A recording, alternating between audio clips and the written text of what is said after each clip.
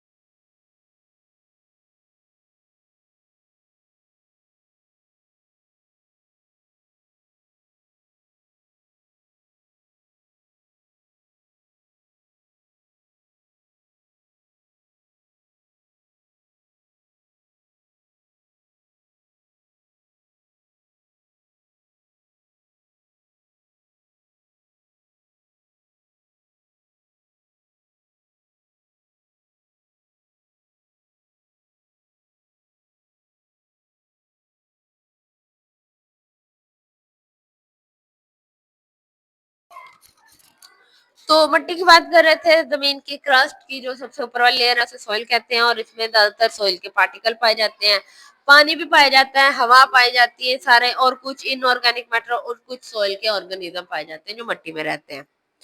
अब सोइल का क्या किरदार है? सपोर्टिंग लाइफ ऑन लैंड, जमीन के ऊपर जितनी भी जिंदगी है वो मट्टी की वजह से है, ठीक है। पौधे जो हैं वो जमीन के मट्टी के ऊपर उग रहे हैं और मट्टी ने उन्हें मजबूती से थामा हुआ है। अब और आपको पता है पौधे हमारे लिए कितने जरूरी है। उसके बाद उन्होंने कहा मट्टी से हमें पानी मिलता है, ऑर्गेनिक इनऑर्गेनिक न्यूट्रिएंट भी मिलते हैं पौधों में से, ठीक है। 30% जो हमारी जमीन में 70% पानी है, तो बाकी 30% सिर्फ जमीन है। तो मैन जो है वो टेरेस्ट्रियल एनिमल है एंड हैज इंक्रीजिंग पॉपुलेशन। इंसान जो है जमीन पर रहता है और उसकी पॉपुलेशन बढ़ी जा रही है, दिन ब दिन बढ़ती जा रही है। तो हमारे पास जो 11% टोटल एरिया है जो दुनिया का, वो किसके अंदर है? वो है कल्टीवेशन। अब हमारे पास 30% है, 30 में से 11 तो हम कल्टीवेशन कर रहे हैं, खेती बाड़ी कर रहे हैं। तो हमारी जो सोइल है वो डिप्लीटेड हो रही है, उसके मिनरल जो है वो वेस्ट हो रहे हैं। क्यों? विग्रस क्रॉप प्रोडक्शन की वजह से बहुत ज्यादा क्रॉप उग रही है जमीन में।